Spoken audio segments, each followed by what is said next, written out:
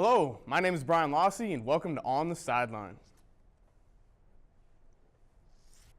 Topic number one, is Marshawn Lynch coming out of retirement? Well, it seems anymore in the NFL, anytime somebody retires, they immediately think they're going to come out of retirement either during the retirement year or the following year. Brett Favre, for example, that's always a big one.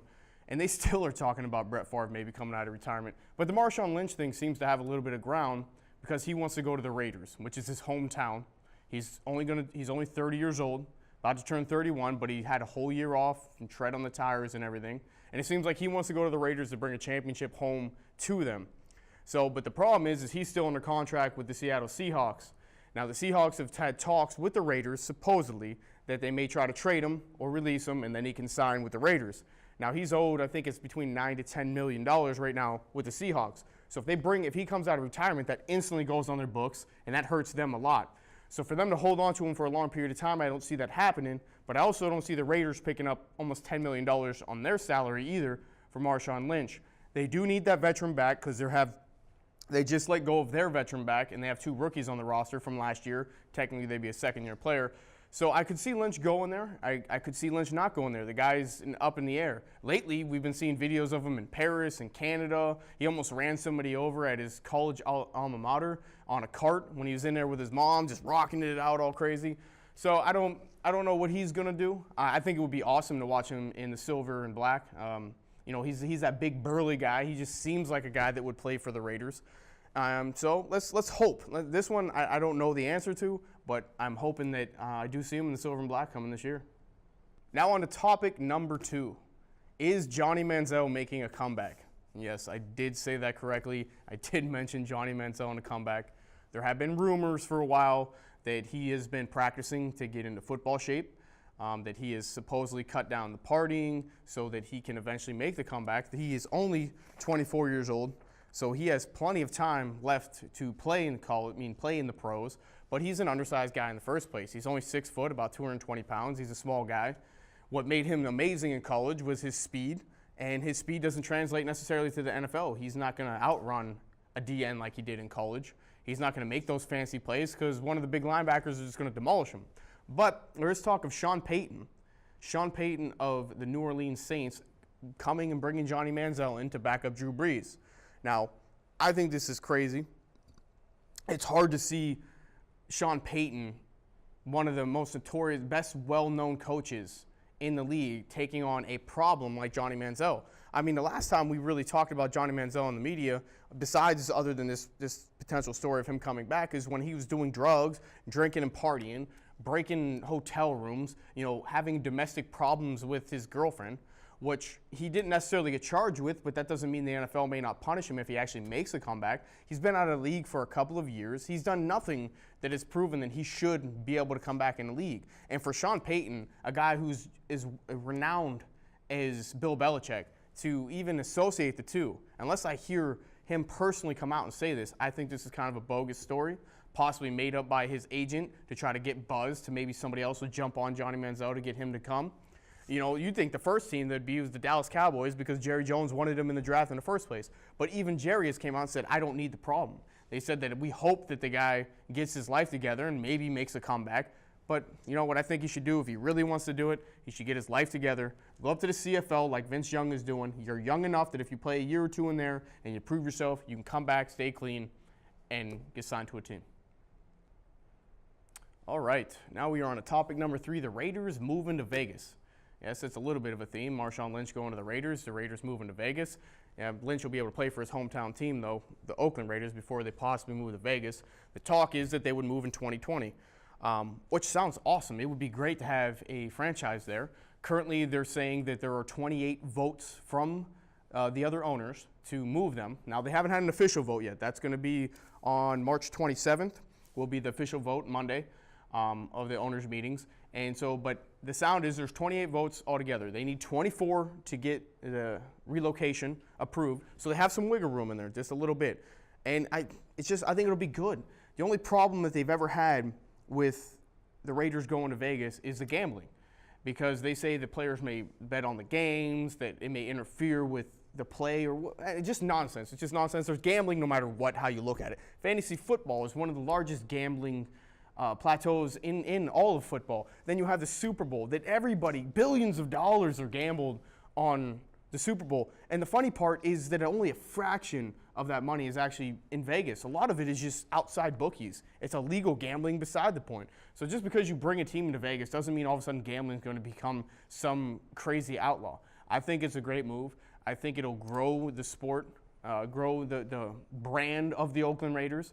So let's see them go to Vegas. Let's do it. They're already getting other teams going. Hockey team, there's possible basketball team going. You know, there's minor league teams that are already there.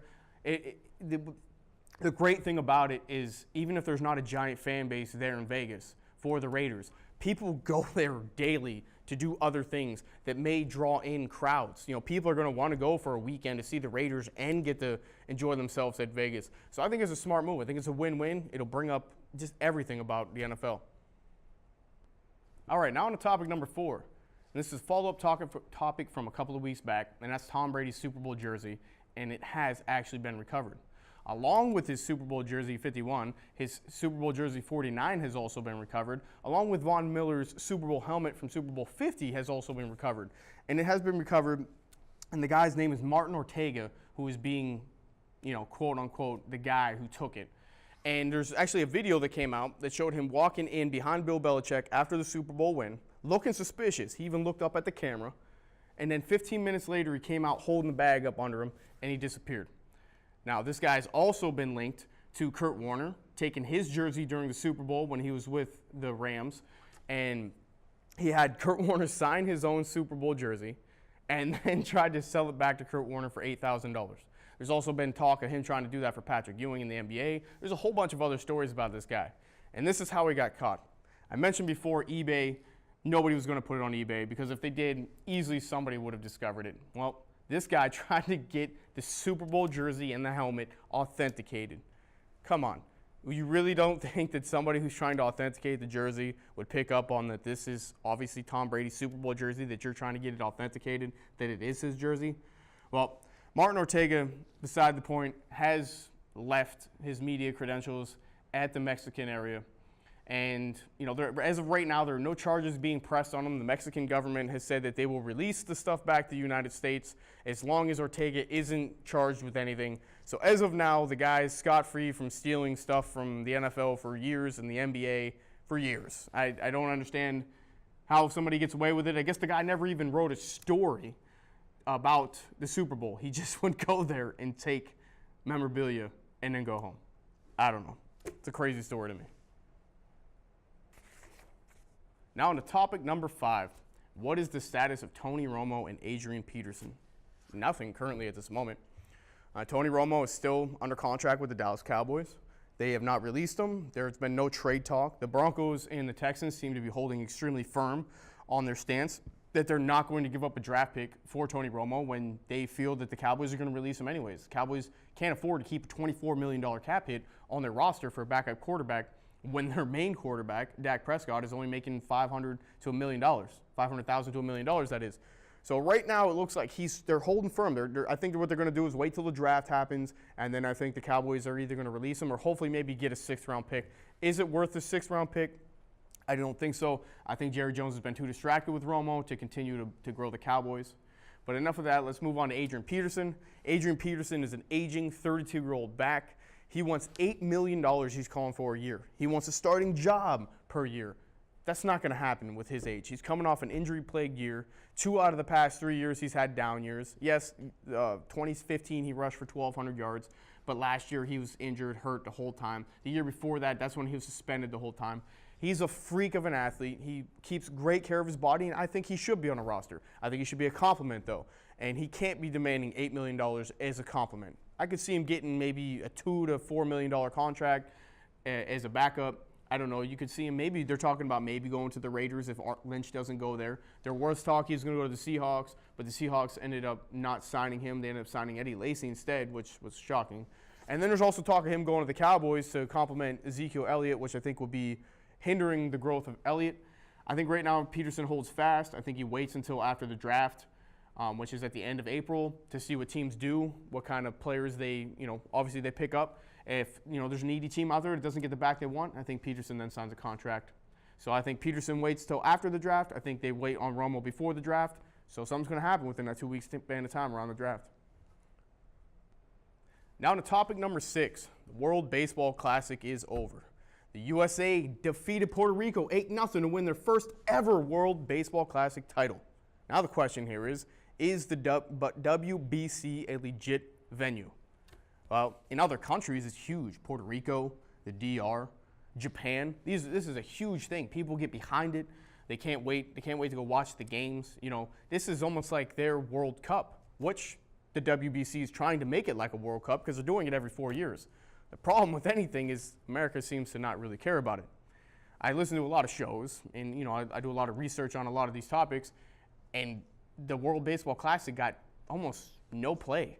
The even funnier thing about it is ESPN2 actually, when the USA and Puerto Rico were playing, aired the game in Spanish while the MLB network played it in English.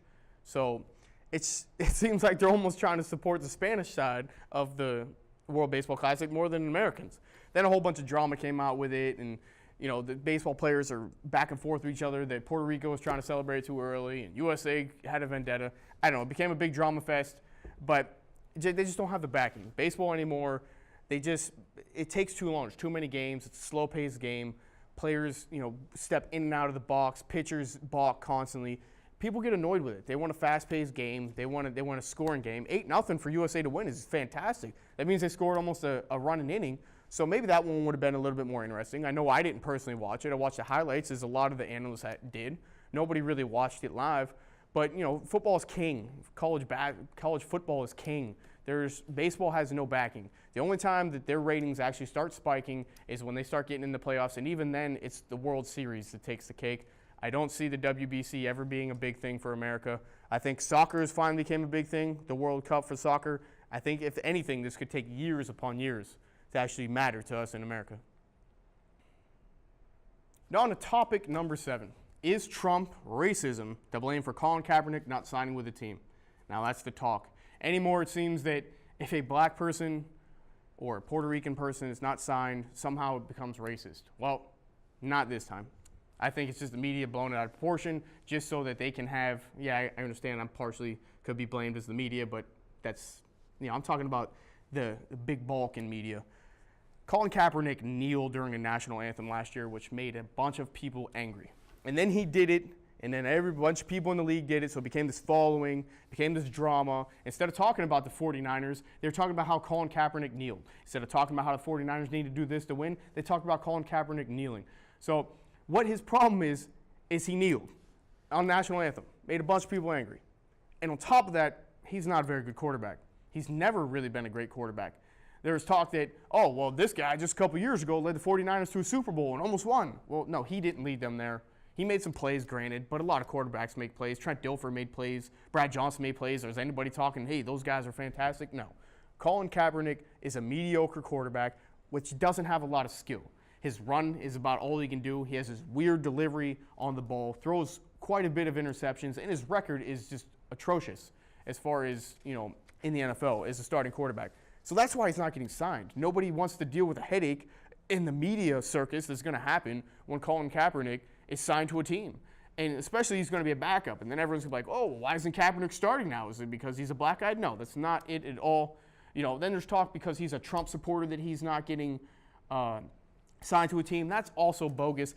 Obviously, Trump had support, period, in the United States because he became president. Because Colin Kaepernick likes him, that means all of a sudden 32 teams don't want to sign Colin Kaepernick because of Trump? Come on.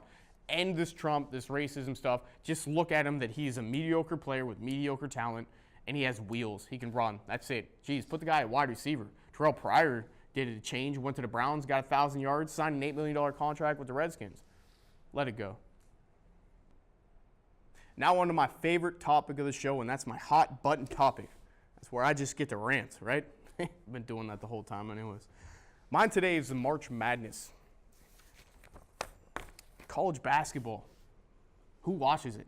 I don't watch it. I know a lot of people who don't watch it. People don't take interest until it goes to March Madness, until it goes into the tourney, which I think that's terrible for the sport. And you have these players pouring their heart out into it, wanting to play hard all year long, and nobody pays attention until they get into this little dinky tournament where they lose a game and they're out. That stinks as far as the player goes, the coaches go.